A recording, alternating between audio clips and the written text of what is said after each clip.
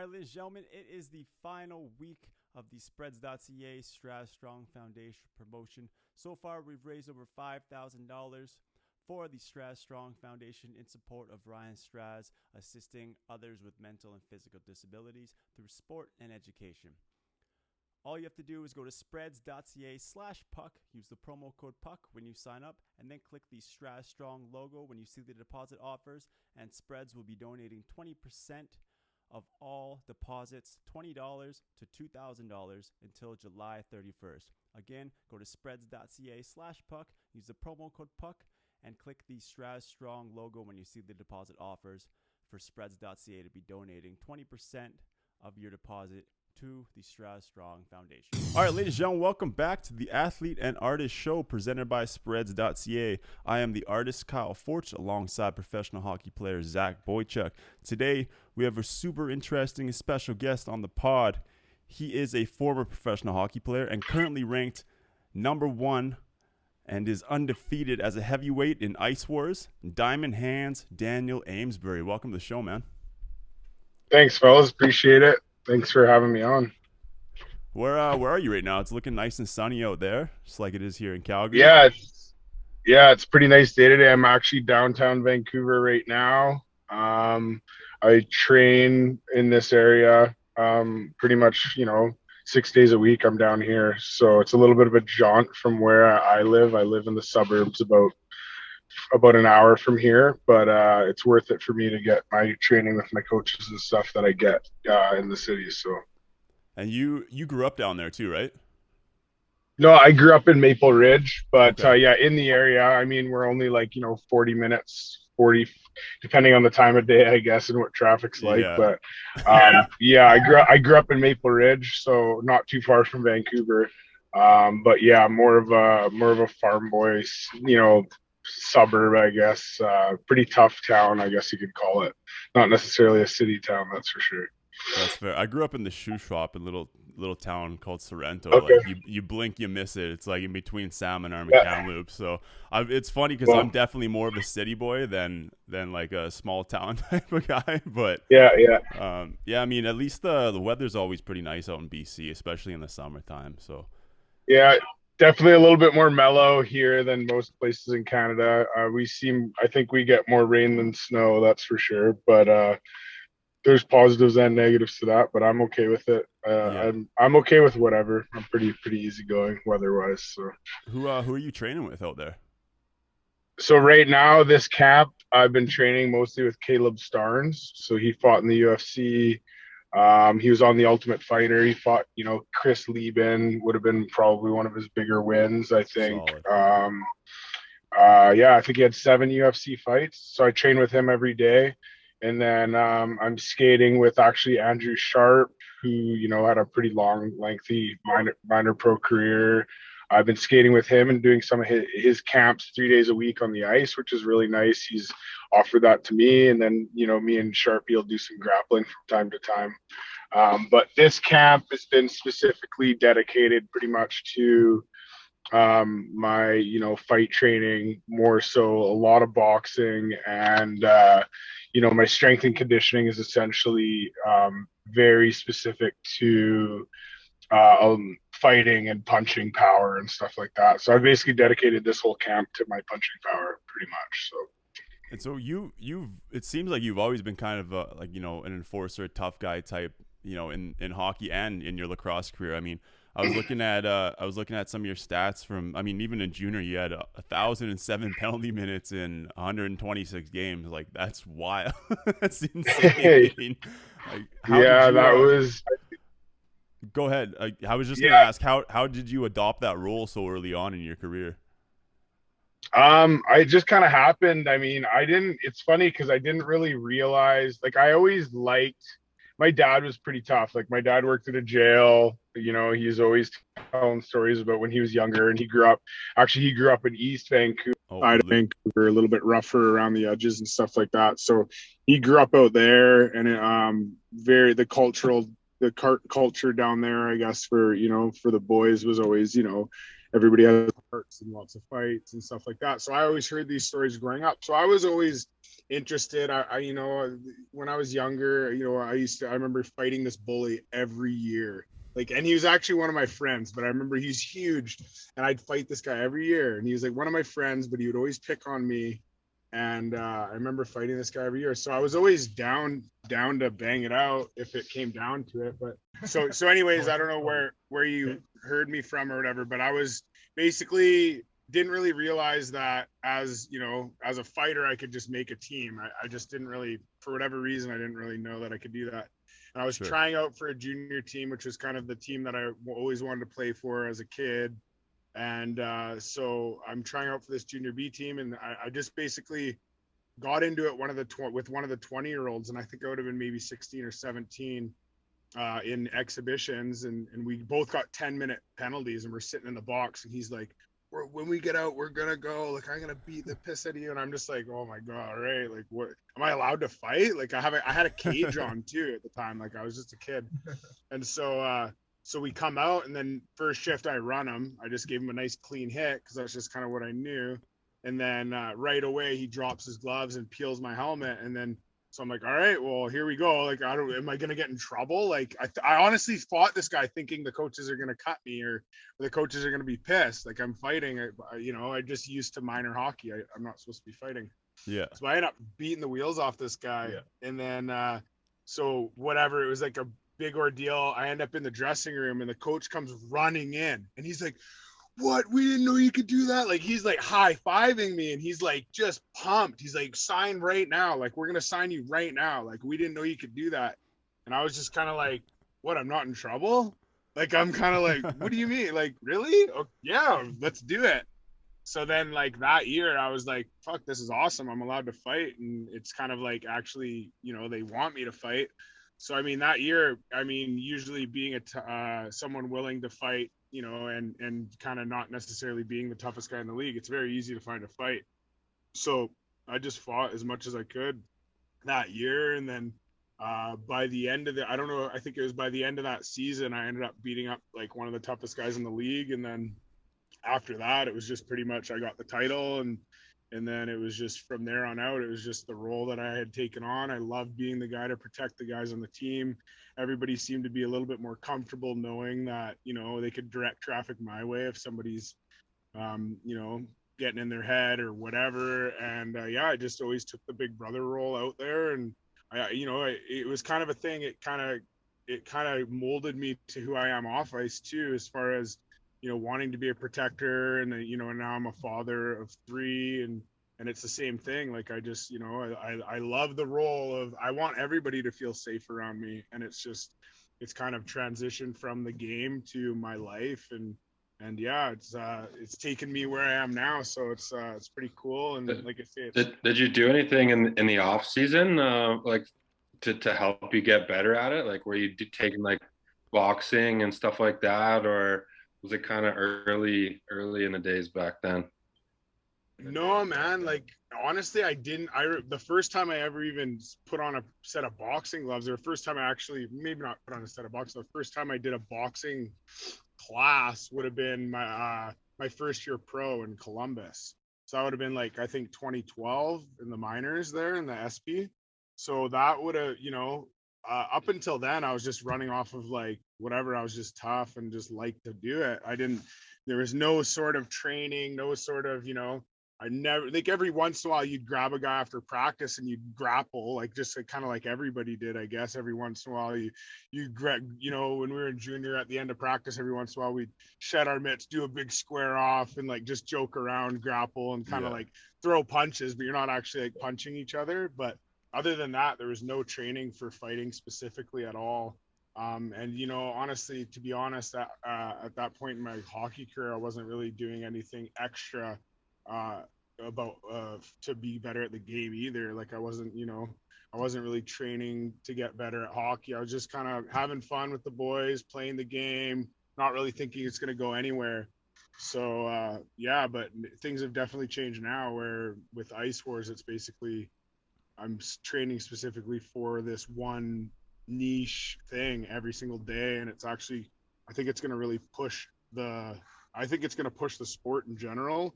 And I think as it continues, you're going to see, you know, new things happening and new, you know, skills coming that'll probably advance fighting in the game as well, I think. So. And you went right from junior to pro, right? There was no like you. Did you have any opportunity to go to college on any sort of scholarship or? No, I didn't. I poked around at the idea, but you know, the schools that I would have been able to go to probably would have cost money, and I wasn't really a school guy anyways. I didn't really apply myself in school.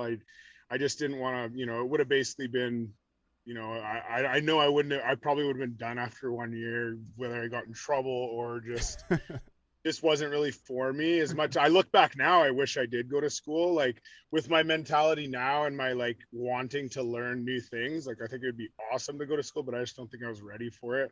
Like I think probably a lot of people, I would imagine that are, you know, 18, 19 years old going to school probably aren't ready for it.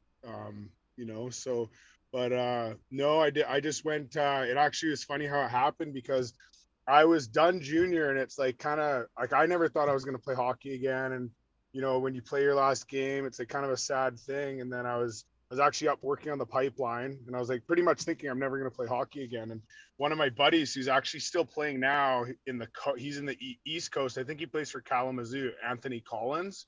Okay. So he's pretty tough, probably one of the toughest guys on the coast right now, I'd say. And, he called me and he's like, hey man, he's like, what do you think about playing some hockey this year? And I was like, what? Like, what do you mean? Like hockey's done. There's no hockey, especially in BC. There's no real senior hockey either, but it's like, there's no hockey. Like I'm too old, junior's over. Like, and he's like, oh, I'm going to try out for this team in Vermont in this this new league. It's like the Federal Hockey League. And I'm like, Federal Hockey League? Like what is the Federal Hockey League? That's the league that the team was in Slapshot. That was the Federal Hockey League. So I'm like, what is this? Are you kidding me?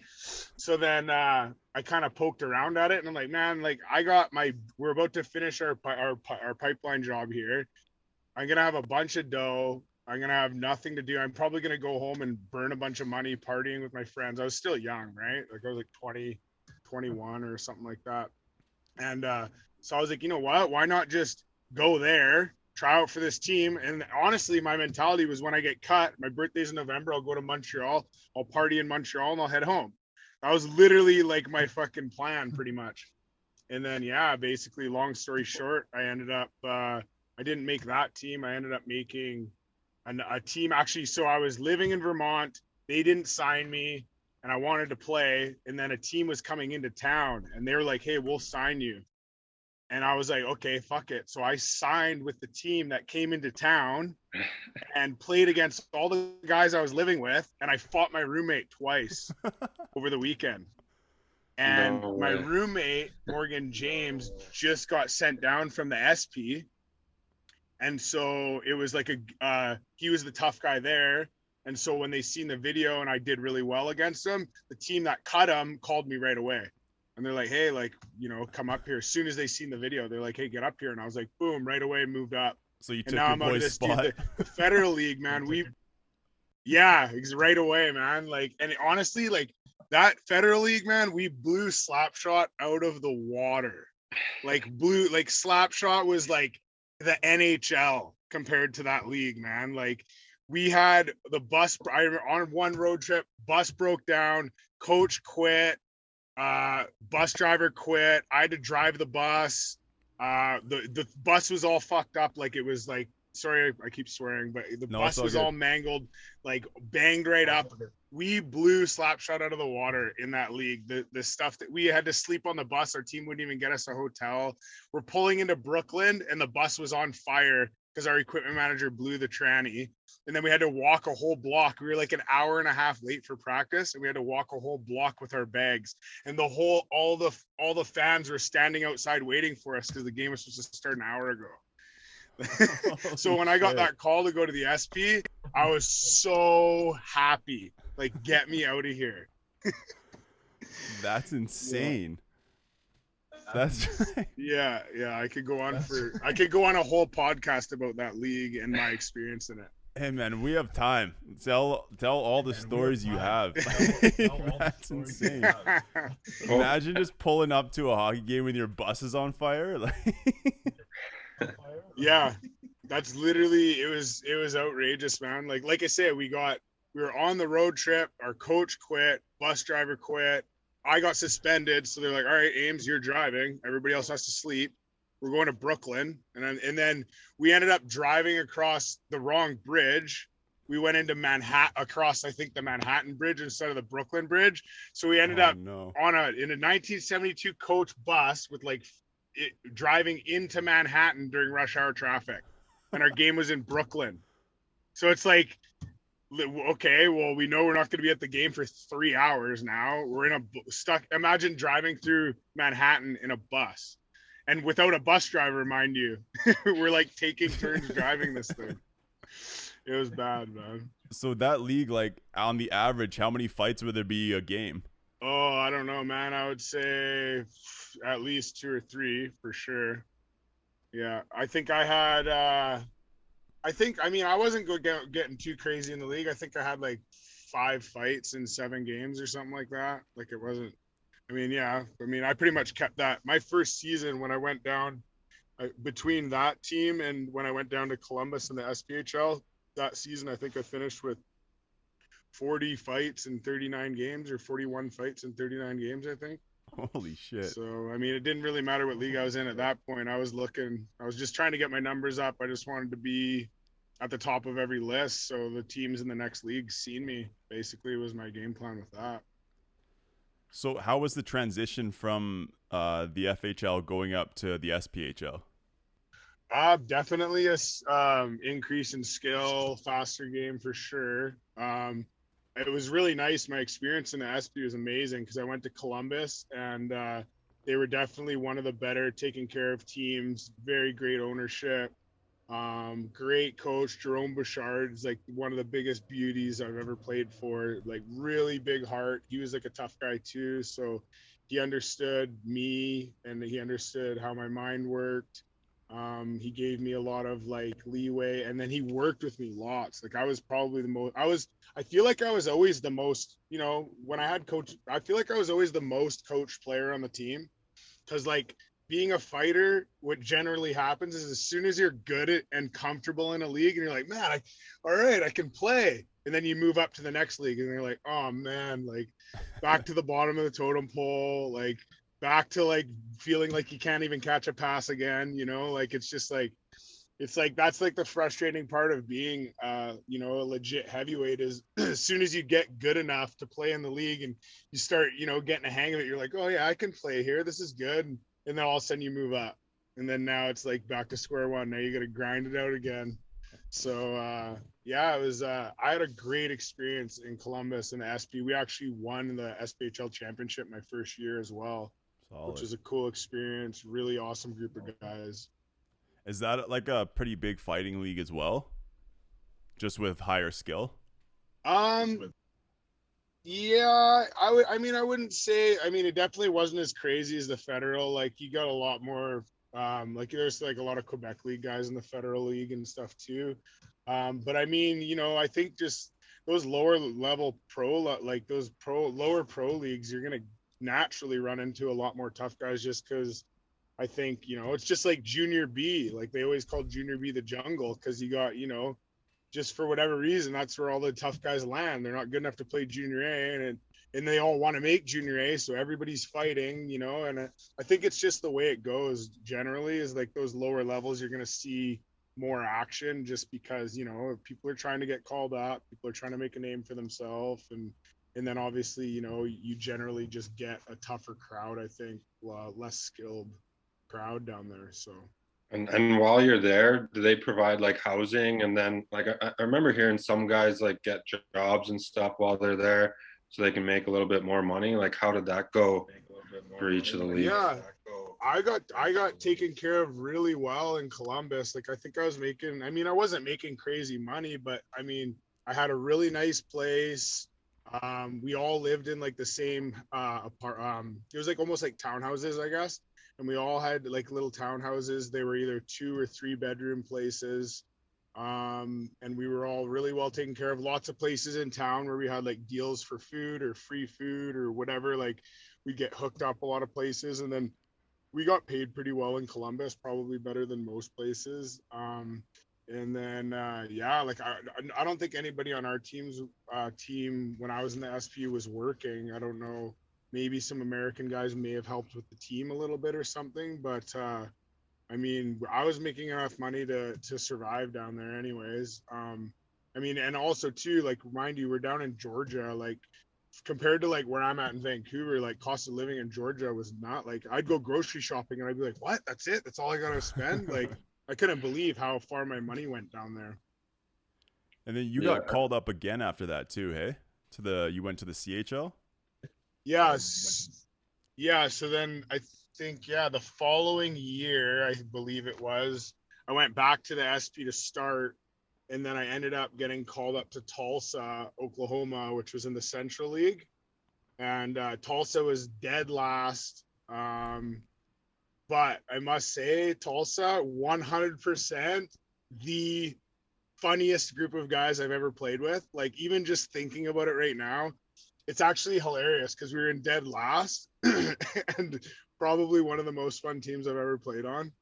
Being in dead last too, it's like probably a little bit of a bad look, but man, like the group of guys in Tulsa were just hilarious. Like it was like, oh man, like right out of a hockey movie. Like I just, you know, when I watch the movie Goon, I remember watching the movie Goon. They go around all the different players and the goalie, like stay away from my Percocets. Like all those characters in that movie were in the room in Tulsa.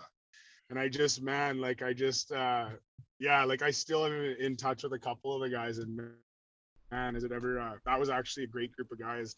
But like I was saying, like you'll run into more fights, let's say in those lower leagues, but as you move up, man, the quality of fighter just gets tougher and tougher. And like I remember going into the Central League and it was just like a whole new ball game fighting those guys, you know, like Aaron Bugard, Kip Brennan, Eric Lizon, Justin Sawyer. It was like day in and day out. Every team had at least one or two guys. I mean, on my team, I was pretty much by myself. But you know, there's a couple guys that would go if they had to, but I was the only real like heavyweight willing to show up on a daily basis. And you know, some of these teams would have 3 or 4 guys that were like legit guys. So that was like, you know, really good experience. And I had to really change my game around, I would say, as far as fighting, because before I would just kind of grab guys and go. And then when you get to that level, like it's just too dangerous to do against guys like, you know, Aaron Bugard, Kip Brennan, Eric Lizon. So I kind of did start grappling a little bit more and learning how to tie guys up and really trying to learn a more technical style, which I've kind of carried into where I'm at now. You know, I haven't quite really pulled out, I would say at Ice Wars. I mean, I'm kind of trying to be as entertaining as I can. So I'm not really grappling or tying guys up in Ice Wars, but I definitely created this technical style over the years. But I would give credit to the Central League because the level of fighter in that league, and the year I got called up was during the NHL lockout. Oh, okay. So you know how that works, right? Everybody funnels down, and especially the tough guys. So, you know, that's why I think Aaron Bugard was in the league. You know, Kip Brennan came down. I fought Kip Brennan twice. I fought Aaron Bugard twice. Wow. Fought Lizon twice in one game. Lizon's tough, man. Lizon, I could see Lizon ending up in Ice Wars at some point here. He's been poking around, I think. So. At some point, did all those leagues like merge, or was that kind of after you were there? So the year that I came home from the Central League, it merged with the East Coast. Right. So now the Central and the East Coast merge, and actually, it was actually a Central League team that won that first year too, and it was pretty much the same team. It was that Texas team, right? Yeah, Allen, and that was, you know, that we played Allen in the finals in the Central League the year before. They were stacked, man. Did they have was it them that had Martinez? I can't remember. They had a couple good play. Like they were stacked, but they won the next year in the East Coast with pretty much the same team that they had in the Central League. So I mean, it kind of shows you the level It was like pretty similar level, and I would say the Central is a little bit more gritty for sure than the Coast. You know, it was just a little bit more of the Wild West. I think we got away with a little bit more. I mean, it wasn't uncommon to take a good elbow in the chin and have no penalty called. You know, so it was definitely pretty. I mean, I liked it. It was cool with me, but Prison rules out there, right? yeah, it was definitely a little bit of a wildcat league for sure. I mean, I got dirtied pretty good by Kip Brennan, real bad behind the net one time. I was trying to fight, so I line up and I see Kip Brennan. Like, it's kind of like, to me, like Kip Brennan is like Morasti. Like, these are guys I watched, you know, growing up, because I like studying fighters and learning what they do. So I remember seeing Kip Brennan, and I'm like, holy shit, like Kip Brennan, man, like that guy fought Chara, and I'm like right away, I'm like, I gotta fight him, like I have to fight him. Like, so I'm like eyeing him up in warm-ups, and like he didn't, I don't even think he's seen who I was, probably didn't even look my way. And then first chance I got, I lined up beside him in a face-off. I'm like, hey man, like, and I was like a fanboy. I was for sure fanboying him, because like, hey man, like, you know, like I'm just like some little kid. I'm like, hey dude, like I've been watching you for years. Like, can you fight me? Can you please fight me? Like, come on, can you go me? I'd love to fight you. And he just I just remember he looks at me and he gives me this fucking look, and he looks at my name bar, like he goes like this, like looks behind, looks at my name bar. He's like, who the fuck do you think you are? He's like, I don't know who you are. You know, we're not fighting you. And I was like, I was so confused. And I was like, what? Like, what the hell's going on? And I'm like, okay, like that's weird. So then we go about our business and we get a shift. And then I'm like playing a little bit of hockey, and I get a shot on net, and I go to the net and didn't do anything. I knew he was on the ice, and I was like totally being respectful, because I like literally like, I'd say I looked up to, I watched this guy's fights for years. So I was like, you know, get a shot on net, stand in front of the goalie, no dirty shit, nothing. And then all of a sudden, Brennan comes up behind me, and he just kind of guides me into the end boards, like behind the net. And then he didn't say a word to me, and I'm kind of like, what's happening here? And then he drops his glove behind his back, so I didn't even see it. And he just suckered me as hard as he could. Just like, welcome to the league, kid. And I'm just like, oh my God. And like, I honestly was like so rocked and caught off guard. And he actually caught me like in the neck, like right under here on the jaw and the neck. Oh. And I like didn't even know what to do. I ended up getting him in like a good, like kind of like a chokehold and taking him down. And just like, cause I was just like panicking. And I was eating soup for like 3 weeks after that. I couldn't breathe, couldn't talk. I think my voice is still a little bit raspy from that punch, man.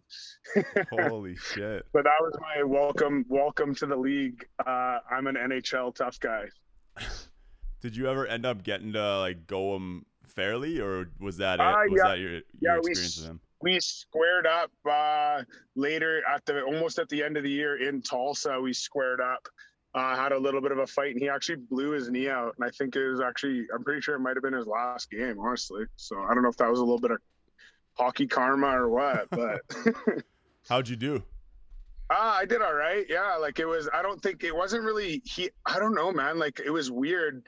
I don't know if he was just fighting a certain way, because maybe I don't know what it was, but he was like pretty grapply. So it wasn't like a crazy toe-to-toe battle or anything like that. So, I mean, it wasn't the craziest fight, but I mean, for me, just dropping the gloves with the guy was a win. So it was really cool to be able to fight a guy like that. And just, you know, I remember my first game in that league when I played, it was for Tulsa, and I was in Wichita.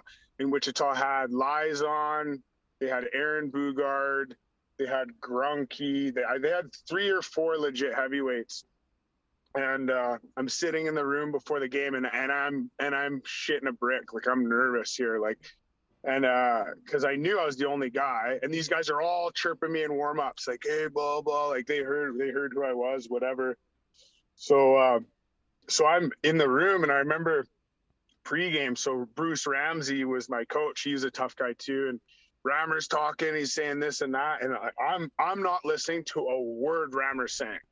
My head is in the clouds, dude. Like I'm in space at this point, thinking about all these other guys, all these tough guys. I'm not like thinking about the game. I'm not thinking about catching a pass. I am thinking about when I'm fighting these guys, how it's going to go, probably thinking more of the negative side of it, because I was scared. And so I'm kind of just like spaced out, looking around, looking at like the floor in the room, and probably looking really nervous. And then all of a sudden I hear, Ames, you got that? And I look up and I'm like, yeah, coach, yeah, I got it. And he's like, did you hear anything I just said? And I was like, no clue. And he's like, are you all right, kid? And I'm like, yeah, I'll be fine. He's like, you're starting. And I'm like, okay, man. Like, holy fuck. All right. So then I think I fought Lizon first shift, and I actually got Lizon pretty tied up, and I actually cut him pretty good with like a greasy little left hand. And then I remember being in the penalty box, and Lizon's just screaming at me, "Look, I'm gonna kill you! You throw pillows, you bitch!" Like just yelling at me, and I'm just like, "Oh my god!" Like there's still 2 more guys or 3 more guys on the bench that want to rip my head off, and this guy wants another round. Like, oh my god! Like what league am I in? Where am I? Man, So that was pretty much my introduction into the Central League. You would have fared well on the Danbury Trashers team back in the day, hey? Yeah, that would have been ideal. I think I was a little bit young maybe when that was happening, but I would have loved to be a part of that. Yeah, if they had lasted until a few more years, I guess, until you were in the pros, you probably would have got the call. I mean, that kind of brings us to now. Like, I guess you got the call from AJ in a different sense with Ice Wars. How did that opportunity come about? Yeah, it was actually funny because I was hounding him. So once he posted something about it, and then my buddy sent it to me, and it was funny because like this is something I've mentioned before. Like, man, like if they only did this again, like I've said it so many times, and like even to the point where I wanted to put an event on like this. Like I've even talked to people in the past. I've gone to like people and like gone to meetings about like with boxing promoters and like people in the reserve. Like I've thought about maybe doing something like this because I'm like, man, why is this not a thing? Like there's, and I just wanted to do it personally, really. So I think like 6 months prior, I was talking to my buddy. I'm like, man, like I got this weird niche skill and I just don't have anything I can do with it. Like I wish that there would be an event like that, like a hockey fighting event, man, or like a lacrosse fighting event. It'd be awesome. I'd love it. And then fast forward like 6 months later, my buddy sends me a post on Instagram from AJ. And it's basically AJ announcing like, nothing's set in stone yet, but we're thinking about doing this hockey fighting event. And I was like, right away, I'm just like, holy, like, I'm going to DM this guy. This guy's not going to hear unless he responds, I'm not going to stop messaging this guy. And so I just buzzed him nonstop. I was like, sending him videos. I sent him my hockey DB. And like, I heard him talking on a podcast about the story one time. And he was just basically saying like, this guy basically had minimal resume. Like, I didn't know who he was. Like, he wasn't like a big name. Like, he didn't look very big in comparison to some of the other guys he was talking to. But he's like, I was just so persistent that he had to, right? And then as time went on and we did a couple interviews on the phone, he was like, excited to promote me and stuff. And then, I basically just ended up getting a spot. I think I was the first guy to sign for the heavyweight tournament, so I had no idea who I was fighting. And then I remember as they were announcing guys, like every week they're announcing a new guy, and I'm like, are you fucking kidding me? Are you kidding me? Like these guys are all huge. Like every one of them was monsters. Like I'm like, what is a heavyweight, man? Like I'm 225 pounds. Like that's pretty heavy. I thought these guys are like 275, 285, like 6'6", 290. I'm like. So by the time they were done announcing all these guys, I'm like, man, I'm a pipsqueak compared to everybody. But I mean, whatever. I'm already signed up. I told AJ I'll fight anybody anyways. So, so basically that's kind of how it started. And then fast forward to, I guess it was May 21st when we had the event. And I think I was the smallest guy by 40 or 50 pounds. I think there was one other guy that was like 255 or something like that, was the smallest guy besides me. I did pretty well. I ended up winning the whole tournament, went 3-0. So. And where was the first tournament at? Because you guys kind of travel around a little bit to do these events. No, like that tournament was all in one night. So it was like an 8-man tournament, 1-night event. So I fought 3 times in one night. And where was that at? That was at the River Creek Casino in Edmonton. Oh, okay. So Yeah. then you guys So are going back there pretty soon in August. yeah, August 6th, we go back to the River Cree and they're doing a cruiserweight tournament. So I think that's under 205 they're going to do. So they're a little bit smaller guys. And then they usually have like these grudge match fights in between, just giving the guys breaks, obviously. So they'll have like some heavyweights fighting, some super heavyweights fighting, just some single fights. And then at the very end for the main event, I'm fighting Curtis Swanson, who's got, I don't know, maybe 500 fights in the Quebec League or something. I think he played in the Quebec League for like 20 years. Jeez. So That's a tough league, eh? oh yeah. He said he had for his first year in the league, he had 75 fights. Holy. yeah. So How that's many more games fights do they than play? a lot of tough guys have had in their whole career. How many games do they play in that league a season if he had 75 fights? I don't know, probably like 40 something, I would imagine. 45. They only play on the almost weekend. 2 a night. Yeah. Wow. Oh yeah, those guys in that league, like if you're a fighter in that league, you're fighting, I mean, back then 2 or 3 a night for sure, no questions. That's insane. Some of the teams, like some of the stories I've heard about that league, like they would tell you, like they would have like a A1 and A2, so those would be like your 2 top heavyweights, and then they'd have like a B1 and a B2, which would be like your next 2 toughest guys. And they apparently before the games they just tell you who you're fighting, like, hey, you're gonna fight this guy in this period, and you're gonna fight this guy in the third period. And it was just, that's what it was. Those guys were just fucking gooning it up, and yeah, it was crazy league. Yeah. Did you ever think about getting into like MMA or boxing in between, your hockey career and Ice Wars? Yeah, it's weird because I've always like made excuses into why. I always was like, oh, it's too late. Like I'm too old. Like I couldn't get into it now. So and I was always like, I'd go to a boxing class or I'd like train for a bit, 1 foot in, 1 foot out. I had like an amateur boxing fight lined up like 5 years ago. And then the guy got in a car accident and backed out like right before. And then I just didn't follow through with it. So I've like always like thought about it, but never really like made any action on it, which thinking back now, I wish I would have just been boxing the whole time, because now that I'm boxing now, I'm really liking it. And, it's good for me to box. I'll probably try and get like, I'm looking at maybe having an amateur boxing fight in like September of this year, just to keep myself going, keep myself in shape, and just have something to train for and stuff like that. And I'm boxing pretty much 5-6 days a week right now anyways, so I might as well get some fights in between these Ice Wars and stuff. So yeah, I'll probably have some amateur fights, but yeah, I've thought about it. I've had so many people my whole life be like, why don't you fight MMA, why don't you do this? And my excuse was always like, oh, it's too late, I'm too old. Like those guys have been training for 10 years, like I'll just get choked out or whatever. But now like I'm just like kind of thinking like, well, whatever, man, I might as well just keep it going and have something to train for. So I might do some boxing, some amateur boxing or something like that. But so if you're going to do that in between Ice Wars, how often are the Ice Wars events looking like they're going to be right now? Well, it sounds like next year they want to do like 8 events, Okay. 7 or 8 events next year. So I mean that'd be pretty frequent. So it'd keep me pretty busy. Whether I can get some amateur boxing fights in between those, I guess it just depends. Like I'd like to. I don't see why not. I used to fight 40 times a year. I don't see why I can't mix in a 10th fight a year kind of thing. So yeah, we'll see how it plays out in the schedule and stuff like that. But I would definitely like to at least keep myself sharp. And boxing is crazy hard. Like boxing, there's so much to it, and like I didn't realize, like I realize now that I'm like starting to box more and like training lots, that it's really scientific. It takes a lot of thinking. Yeah. And like once you start sparring, and it's like, man, you realize how tiring it is to think, because you're like thinking while somebody's trying to punch you, and you're exerting your energy with your like just movements.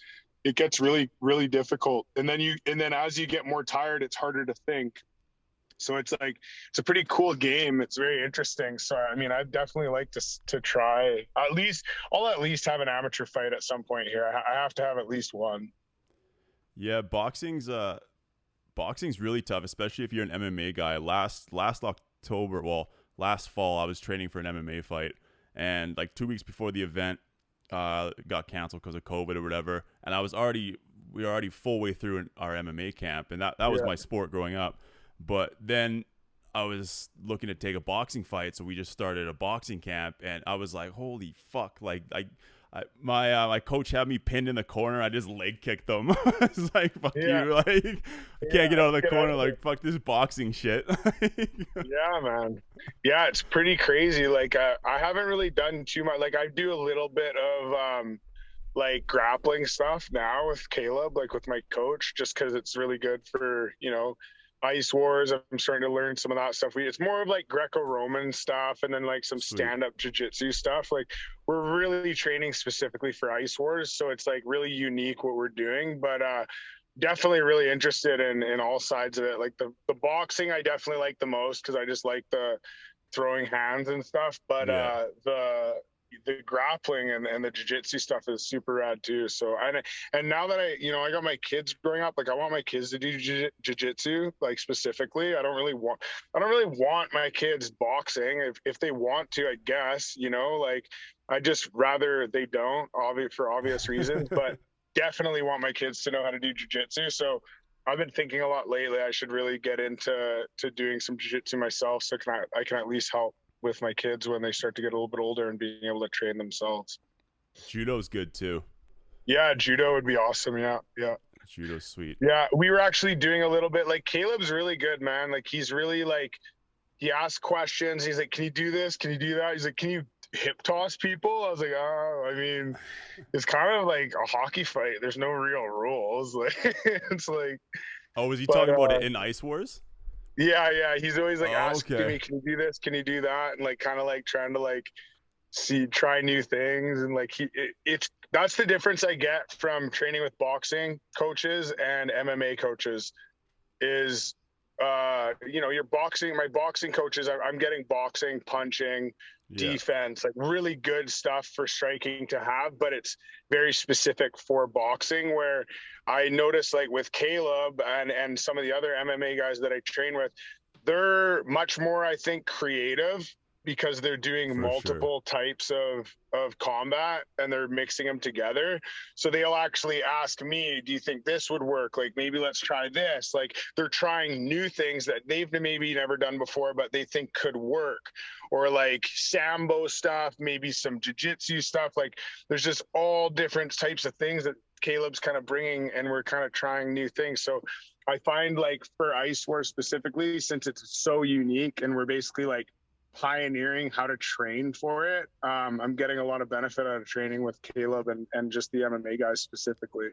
And then obviously having my boxing coaches, I get tons out of my boxing coaches as far as my punching power and my technique and defense and stuff like that. So I guess we didn't really go over that either. So what are the actual rules of Ice Wars?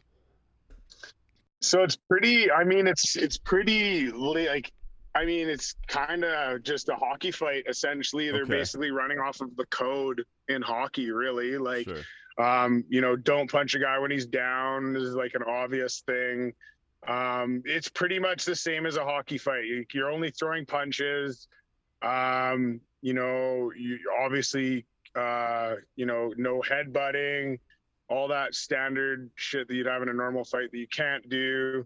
We wear gloves. So we wear 4-ounce MMA gloves, like same gloves that they'd use. I was like, that's wild.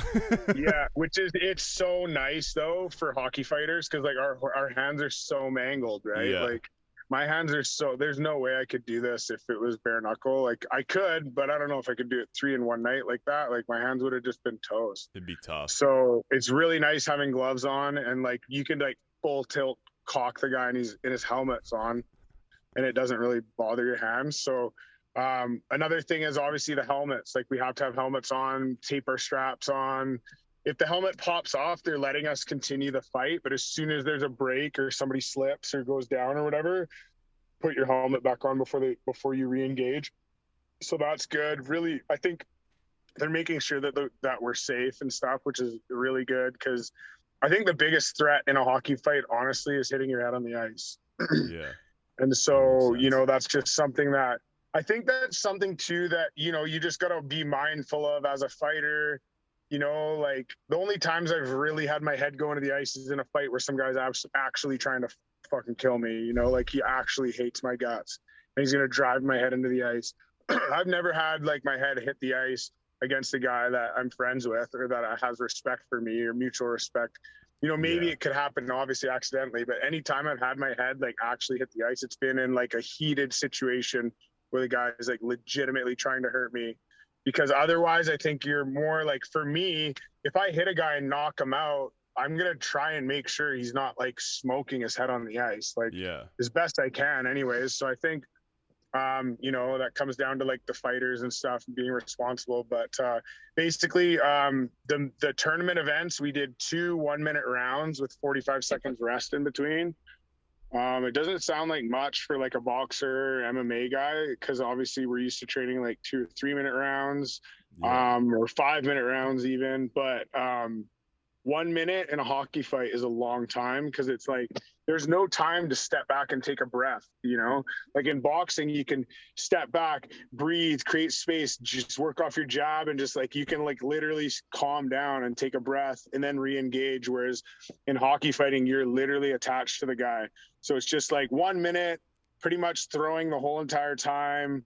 If not throwing, your shoulder rolling, and it's like you're balancing. So it's like, it was hard, man. Like I couldn't believe, like I was in really good shape for the tournament and I was pretty gassed in the first fight. I had like a war and we went to the overtime round and I was pretty gassed. I was surprised considering how good a shape I'm in. That sounds insane. Yeah, it's long. It's like, the way I see it, it's like 2 1-minute, like a hockey fight's like 15-20 seconds, you know, 20 seconds, maybe 30 seconds would be long, I would say, honestly. You know, you obviously get the odd one that goes longer, but like I'd say 30 seconds is average for a hockey fight. So 2 1-minute rounds, like you're fighting the guy 4 times. And then me and Cowboy, since like we're the main event, we're doing 3 1-minute rounds. So are there, if you don't knock the guy out, I guess, they have a judging system? How do they score it?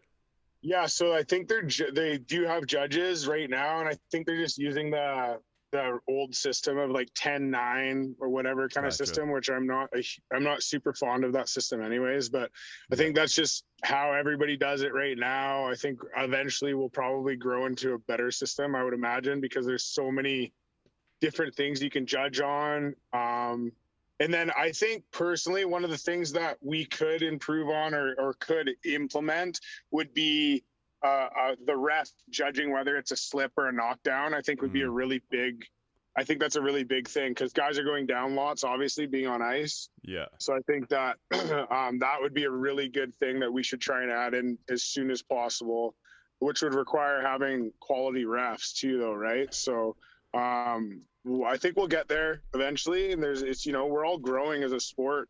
There's some things in the first event that we're going to be doing better in the second event. And for sure. Yeah, right now I can't remember how many judges they were, but in the tournament, if there's a draw, because it's 2 rounds, then they go into like a 30-second overtime round. I think they called it the icebreaker, and so that's like just 30 seconds, and then the winner of that wins the whole fight or whatever.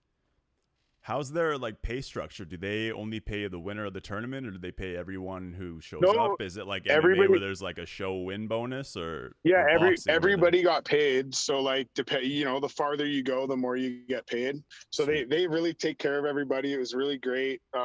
They got everybody hotels, flights. They flew our coaches in, and stuff like that. They've been helpful for me even up till now. Like when I have like big sponsors and stuff coming forward, I'm bring them to the table. I've set up meetings. They've been super helpful with me, trying to help me and promote me and stuff like that. So they've been really great. And I think if they keep this up and they keep treating us the way they have been, they're going to be able to find a lot of fighters, and they're going to get these bigger names that they're probably going to want to bring in at some point. I would like to see like a Steve Bosse and Morasti come in, and I think those will be guys that eventually you'll see maybe possibly coming into my weight class, which would be super, super entertaining. That'd be wild. Yeah. Yeah. Morasti's a legend. Hey, I remember playing against him in the American League, and some of Oh, these yeah. guys, it'd be funny to see like a Sean Avery or something join, and Yeah. Avery. like Barnaby or something like that. Guys that really Barnaby, actually, Barnaby's name came up not that long ago about it, but I don't know. I don't know about Barnaby or not. He doesn't have the greatest name, I don't think, but in the hockey world with some guys. So I don't know if maybe he'd be stepping on guys' toes. But there's me and Morasti, actually, we were supposed to be fighting in this event, me versus Morasti. So that was going to be like the heavyweight title. He was going to come fight me, but I think he's like filming and stuff like that. So I don't know if it's still going to happen, but Morasti came out after I won the tournament and literally called me out. So there could potentially be a Amesbury Morasti fight in the near future, which would be absolutely awesome. That would be like, fuck, that'd be the sickest thing ever for me because I've watched him since I was a kid. So That'd be insane. yeah, I think our style matchup too would just be ideal. Like we're both just bang and go, and we both throw both hands. And I know that me and him, a fight would just be like, rock'em sock'em robots till someone's knocked out. So. Yeah, might not need the 3 rounds. No, I don't think so. So if guys want to watch this, are they streaming it somewhere? It's going to be August 6th in Edmonton. Obviously, it'd be nice to see some people make it out for that. And then, where can you watch it? Yeah, so right now it's on pay-per-view on Fight TV. So there's a few ways to get Fight TV. The one is through, like, if you have Shaw Cable, you can go into the apps and find Fight TV that way. Or you can use your phone or iPad or computer and download the Fight TV app and get it that way. But I think there's different ways to stream it to your TV. So just basically start out, download the app. You can order the pay-per-view today. I think it's $20 American, which is like, I don't know, 27 bucks Canadian or something, whatever it is. But I mean, for everybody that I know that got the fights in the last one, they're like, that's the best $20 I've ever spent, man. Like, they were like, hockey fights are hockey fights. It's just toe to toe.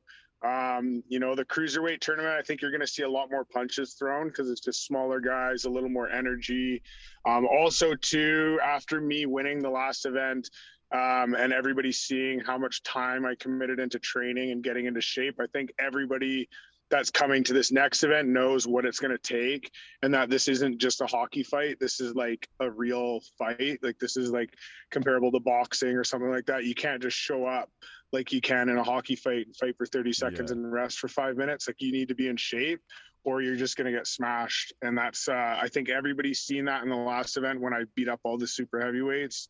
And so I think you're going to get a really entertaining show here on Fight TV. Is Galante pretty involved? Like, is he like on the mic or anything? Is he like Vince McMahon kind of? Yeah, he was. He was on the commentary and stuff. Like, he dropped in a couple times with the guys that were running the show and stuff. And then he came out and they did like a ceremony and he was on it. But yeah, AJ's super involved. He talks to all the fighters on a personal level on a daily basis. Like, I get calls from him. I've actually had his dad phone me a couple times just to say what's up. And before the fights, he was like calling just to say, we're cheering for you, blah, blah, blah. Like, hope you do well. And then after I won, he called and congratulated me. So yeah, there's the Galante family super involved. AJ's really great. He's at every event. Charlie is going to be at this next event. I actually haven't got to meet Charlie in person yet, but he's AJ's partner on this venture. And I talk to Charlie pretty much every day. And he'll be there this time too, so I'm really looking forward to meeting him. So it'll be really good. Might have to order Ice Wars August 6th over the Jake Paul fight that night. Oh yeah, Jake Paul's fighting that night, isn't he? I don't think he could fight on ice though. Yeah, well, that's all right. I could fight in the boxing ring. There you go. Is that a call? Is that a call out to Jake Paul? No, I'm gonna wait. I gotta build my platform a bit more first. There you go, man. Awesome. Chucky, you got anything else? No, we appreciate you coming on. This was awesome, kind of last minute, but yeah. No, I'm glad that we got to have a chat here and get on it before the next fights. Like I said, it's really good to catch up with you guys and talk and yeah, man. Appreciate the having me on. Awesome. Yeah, thank you very much. And again, everybody listening, Ice Wars August 6th. Order it on pay-per-view on Fight TV. and we got Ames here in the main event. So yeah, thanks so much, man. Appreciate it. Hey, thanks for having me on, fellas. Appreciate it. Awesome. All right. Have a great day. Have a good one. Thanks, yeah.